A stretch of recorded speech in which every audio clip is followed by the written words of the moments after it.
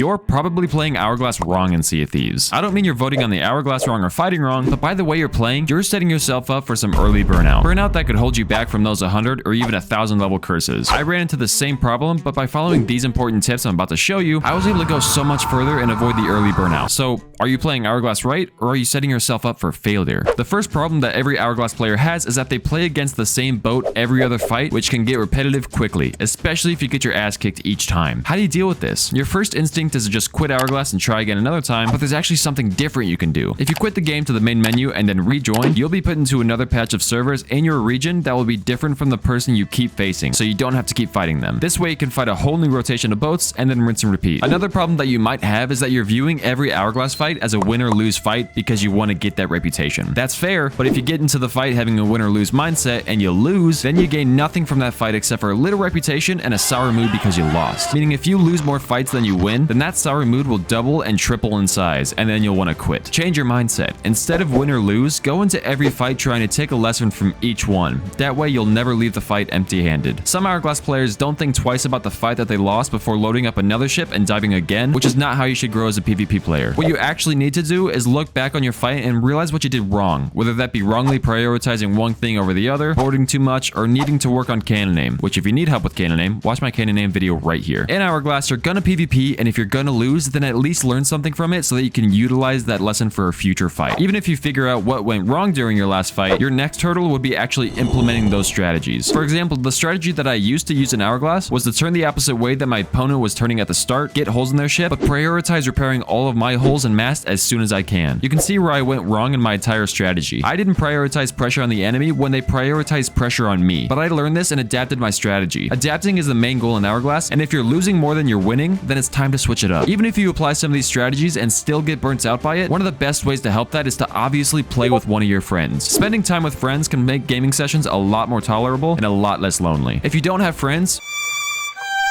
you can watch my video where I talk about the new and updated ways to find friends to sail with, so there's no reason not to sail with someone. Now, I'm sure you forgot, but diving for Hourglass is not the only way you can increase your reputation for Hourglass. As a matter of fact, this next tip will earn you extra reputation if done correctly. Vote for your Hourglass like normal, but instead of diving, build up a faction stash. A faction stash has 5 levels, and the more loot you stock on your ship with your Hourglass up, the higher your faction stash level increases. And the higher your faction stash level, the more reputation you will earn from fights when getting invaded. This might be a slower way than simply diving, but if you get bored of diving and instead want to do something else, you can still use this method. Hopefully, if you follow these tips, then you can survive longer in the grueling voyage to those PvP curses. And also come follow me on my Twitch, where I might be streaming Sea of Thieves right now. And if you want to know some extra Hourglass tips that could help you in your fights, then click on this video right here and learn all about them.